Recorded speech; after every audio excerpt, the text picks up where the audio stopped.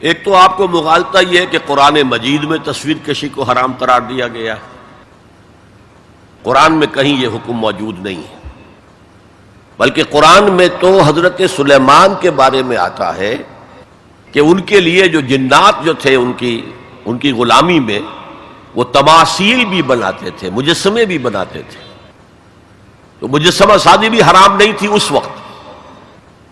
اصل میں یہ حدیث نبوی ہے صلی اللہ علیہ وسلم کہ تصویر بنانا اور مجسمہ بنانا جاندار چیز کا وہ حرام ہے۔ اس وقت تک کیمرہ ایجاد نہیں ہوا تھا، بلکہ ہاتھ سے تصویر بنتی تھی، جاندار کی تصویر بن رہی ہے تو ہاتھ سے، مجسمہ بن رہا ہے تو ہاتھ سے، تو اس کے تو حرمت پر پوری امت متفق ہے۔ لیکن جب کیمرہ ایجاد ہو گیا تو ایک نئی چیز آ گئی نا، اس میں اختلاف ہو گیا۔ جیسے شاید آپ کے علم میں ہو، لاؤڈ سپیکر پر ہمارے بڑے بڑے علماء کا فتویٰ تھا اذان حرام ہے، خطبہ حرام ہے، اور فتویٰ کس کا؟ مولانا اشرف علی تھانوی رحمۃ اللہ علیہ کا۔ ایک نئی چیز آئی تھی، اس کے بارے میں ان کی رائے ہوئی، لیکن آج آپ کو معلوم ہے کون سی تھانوی مسجد ہے کہ جس میں اذان جو ہے لاؤڈ سپیکر پر نہیں ہوتی اور خطبہ جو ہے وہ لاؤڈ سپیکر پر نہیں ہوتا۔ تو نئی چیز کے آنے پر جو ہے یقیناً اختلاف رائے کے پیدا ہونے کا امکان ہے۔ عالم عرب کے تمام علماء کا تقریباً اس پر اتفاق ہوا کہ چونکہ اس میں ہاتھ کا کوئی عمل نہیں ہے، یہ عکس ہے، یہ جائز ہے، علی الاطلاق جائز۔ اس سلسلے میں آپ کو ایک لطیفہ بھی سنا دیتا ہوں۔ پاکستان میں ایک علماء کی کانفرنس بھی ضیاء الحق صاحب نے کروائی تھی، پوری دنیا سے علماء آئے تھے، کراچی میں کانفرنس تھی۔ عبد الفتاح ابو غدہ رحمت اللہ علیہ بہت بڑے حنفی عالم تھے، عالم عرب کے حنفی عالم بہت بڑے، عبد الفتاح ابو غدہ۔ اور یہ اصل میں جو عثمانی حکومت تھی ترکوں کی خلافت والی، اس کے میں جو شیخ الاسلام تھے ان کے شاگرد رشید تھے، تو وہ ان سے ملنے کے لیے مولانا محمد یوسف بن نوری رحمت اللہ علیہ وہ گئے، تو ساتھ ہی دعوت دے آئے۔ وہ تو ہوٹل میں جا کر ملے، ساتھ ہی کہا کہ ہمارا وہ دارالعلوم ہے، وہ بھی آپ ذرا وزٹ کر لیجئے، دیکھ لیجئے۔ وقت مقرر ہو گیا۔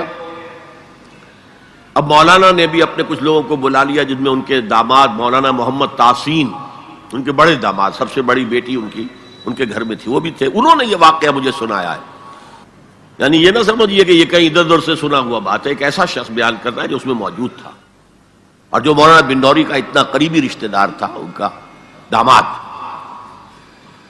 کہ یہ اب انتظار کر رہے تھے کب آئیں، تو اطلاع ہوئی کہ آ رہے ہیں، آ گئے تو نکلے باہر ویلکم کرنے کے لیے، دیکھا کہ وہ ایک کیمرہ لٹکائے ہوئے چلے آ رہے ہیں۔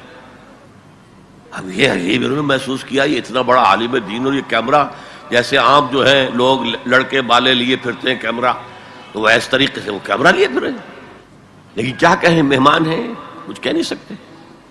آ گئے، بیٹھ کر انہوں نے اپنا کیمرہ کھولا اور کہا ذرا ٹھیک ہو جائیے، سورہ اجتماعیہ، میں چاہتا ہوں ایک اجتماعی تصویر ہو جائے گروپ کی، سورہ اجتماعیہ۔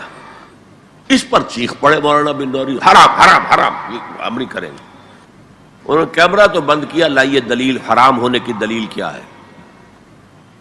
جو دلیل انہوں نے دی وہ کاٹ دی، جو دلیل دی وہ کاٹ دی، جو دلیل دی وہ کاٹ دی۔ آخر میں مولانا بن نوری کو کہنا پڑا کہ ٹھیک ہے یہ حرام نہیں ہے، لیکن یہ خلاف تقویٰ ہے۔ آپ نے کہا ٹھیک ہے، آپ اس پر قائم رہے، خلاف تقویٰ ہے، مجھے اس پر کوئی وہ نہیں ہے، لیکن یہ کہ آپ حرام کہیں گے تو مجھے دلیل دینی پڑے گی۔ آپ قرآن و سنت کی روح سے تصویر کشی حرام ہے، تو یہ آپ کے سامنے جو اتنے بڑے بڑے ویڈیو کیمرے گھوم رہے ہیں، یا ٹی وی پر آپ کی جو تصویر آ رہی ہے، آیا یہ صحیح ہے یا اچھا ہے؟ یہ سوال کر لیا۔ دیکھیے، کتاب و سنت کی روح سے جو چیز حرام ہے وہ ہاتھ سے تصویر بنانا ہے، کیمرہ تھا ہی نہیں۔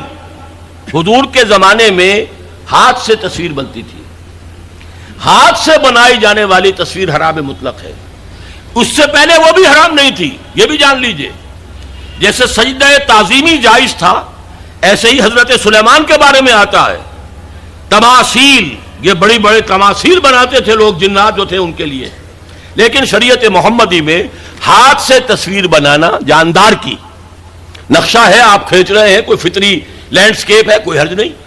جاندار کی تصویر بنانا حرام مطلق ہے، لیکن جب کیمرے کی ایجاد ہوئی تو اب یہ مسئلہ اجتہادی ہو گیا کہ آیا وہی حکم اس پر بھی ہوگا کہ نہیں ہوگا۔ عالم عرب کے علماء جو ہیں چوٹی کے، وہ اس کے قائل ہیں کہ اس پر اس حکم کا اطلاق نہیں ہوتا، ہاتھ سے بنانے والی تصویر پر ہوگا۔ البتہ انہوں نے کہا پسندیدہ یہ بھی نہیں ہے، ہاں تعلیم کے لیے اس کو استعمال کرنا جائز ہے۔ ہمارے ہاں کے علماء کی اکثریت اس کی قائل ہے کہ اس کے اوپر بھی وہی حکم ہوگا کہ یہ حرام ہے۔ وہ بھی کہتے ہیں کہ کسی معاشرتی ضرورت کے لیے جائز ہے، پاسپورٹ کے لیے جائز ہے، مجرموں کی شناخت کے لیے جائز ہے، میڈیکل ایجوکیشن کے لیے جائز ہے، وہ اس کو جائز کہتے ہیں۔ اس حوالے سے بہت سے علماء ہیں جن کے فوٹو بھی اخبارات میں چھپتے ہیں، جن کی جو بھی ہوتی ہیں مجالس شورا، اس کے بھی اجتماعات جو ہیں ان کے فوٹو آتے ہیں۔ تو عمل بہت سے حضرات کا مختلف ہے، لیکن ہم عمل کی بات نہیں کر رہے۔ ان کی رائے یہ ہے کہ حرام ہے، البتہ کسی معاشرتی ضرورت کے لیے جائز ہے۔ ہم نے اسی کو اختیار کیا ہے جو معاشرتی ضرورت ہے، اس سے کہیں زیادہ بڑھ کر دین کی ضرورت ہے، دین کے پیغام کو پہنچانے کے لیے۔ اب ایک ہے آپ آڈیو سن رہے ہیں، وہ زیادہ دیر سن نہیں سکتے۔ ایک ویڈیو ہے، یا تو آدمی آپ کے سامنے موجود ہے، 2 گھنٹے کی تقریر آپ سن سکتے ہیں، ہلتے بھی نہیں۔ وہی آپ کو آڈیو سننا پڑے تو آپ پہلو بدلیں گے۔ اسی طریقے سے اگر ویڈیو ہے تو آپ بات سن سکتے ہیں، ورنہ نہیں۔ تو ہم نے اس کے لیے اس کو جائز سمجھتے ہوئے اختیار کیا۔ اور یہاں بھی بتا دوں، جو سلطنت عثمانیہ، خلافت عثمانی کے آخری شیخ الاسلام تھے علامہ کوثری رحمت اللہ علیہ، ان کے شاگرد رشید عبد الفتاح ابو غدہ، یہ اس وقت فقہ حنفی کے عالم عرب میں سب سے بڑے ماہر ہیں۔ ان کے نزدیک بھی جائز ہے، ان سے میری ملاقات ہوئی ہے، ان کی رائے میں آڈیو پر لے کر آیا ہوں۔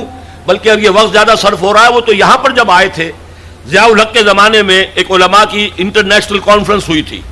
ایک تو علماء جو ہوتے تھے کنونشن اسلام آباد میں تو مقامی علماء کے ہوتے تھے، ایک انٹرنیشنل، اس میں وہ بھی آئے تھے۔ تو مولانا سید محمد یوسف بن نوری رحمت اللہ علیہ ان کے مقام و مرتبے سے واقف تھے، فقہ حنفی کے عالم عرب کے چوٹی کے جو ہیں وہ استاذ ہیں۔ ملنے گئے ہوٹل میں، تو ظاہر بات ہے کہ جب وہ گئے تھے تو انہوں نے کہا میں بھی آؤں گا۔ آپ کیا یہ دعوت دے کر گئے کہ آئیے ہمارا دارالعلوم دیکھیے، وہ آئے۔ انہوں نے اپنے داماد کو مولانا محمد تحسین صاحب کو بھی بلا لیا، وہ ابھی زندہ ہیں، ان سے اس واقعے کی توثیق کرائی جا سکتی ہے۔ انہوں نے یہ واقعہ مجھے بتایا کہ جب وہ میں بھی تھا وہاں بیٹھے انتظار کر رہے تھے، جب بتایا گیا کہ آ گئے ہیں علامہ کوثری صاحب، وہ علامہ عبد الفتاح ابو غدہ، تو ہم سب اٹھ کر باہر نکلے، دیکھا ان کے گردن میں کیمرہ لٹک رہا ہے۔ اب ہم بڑے پریشان، یہ کیا ہے؟ ہم تو سمجھتے ہیں حرام، اور یہاں پہ یہ کیمرہ لے کر عالم دین جو ہے اتنا بڑا مفتی آیا ہے۔ خیر خاموش رہے۔ اب جب جا کر کمرے میں بیٹھ گئے، انہوں نے کھولا، کیمرہ نکالا اور کہا سورہ اجتماعیہ، یعنی ایک جو ہے گروپ فوٹو میں لینا چاہتا ہوں، آپ لوگ ذرا ٹھیک ہو جائے، سیدھے ہو جائے، بیٹھ جائے، سورہ اجتماعیہ۔ اب مولانا بن نوری صاحب جو ہے خاموش نہیں رہ سکے، نہیں حرام، ہمارے نزدیک حرام، ہمارے نزدیک حرام۔ انہوں نے کیمرہ تو بند کیا، پوچھا دلیل کیا ہے حرمت کی؟ جو دلیل لائے انہوں نے کاٹ دی۔ آخر میں مولانا بن نوری کو یہ کہنا پڑا کہ ہاں حرام تو نہیں ہے، ہم اسے تقویٰ کے خلاف سمجھتے ہیں۔ آپ نے کہا ٹھیک ہے، یہ بات آپ کا موقع، آپ حرام کہتے ہیں دلیل لانی پڑے گی۔ یہ واقعہ بھی میں نے آپ کو بتا دیا ہے کہ یہ ہے اصل موقع۔ بعض چیزیں ہمارے یہاں بس مشہور ہو گئی ہیں، اور بعض علماء یہاں تک کہ ہمارے اس وقت کے جو علماء ہیں وہاں طالبان کے، وہ بھی اسی طریقے کی عمل کر رہے ہیں۔ ٹی وی کو بری شے نہیں ہے، ٹی وی کے ذریعے سے آپ کیا پھیلا رہے ہیں۔ ہمارا یہ تھا کہ ایک زمانے میں تو یہ رائے تھی کہ لاؤڈ اسپیکر اذان بھی حرام ہے، نماز کی امامت بھی حرام ہے۔ اب ایک امام کر رہا ہے، 2 لاکھ آدمی پیچھے تبلیغی اجتماع میں، کچھ پتہ ہی نہیں چلتا وہ امام نے کب اللہ اکبر کہا۔ امام سجدے میں پڑا ہوا ہے، پوری جماعت کھڑی ہوئی ہے، امام کھڑا ہو گیا، پوری جماعت گری ہوئی ہے سجدے میں، یہ لاداں گر گئے سجدے میں جب وقت قیام آیا۔ یہ اللہ کے بندو، آخر وہاں بجلی بھی جلاتے ہو کہ نہیں جلاتے؟ وہاں پر جو ہے لالٹینیں جلایا کرو، بجلی کا کیا تمہیں حق پہنچتا ہے؟ لیکن یہ چیزیں ہوتی ہیں، اس میں ضرورت ہے کہ اپنی نگاہ کو وسعت دی جائے۔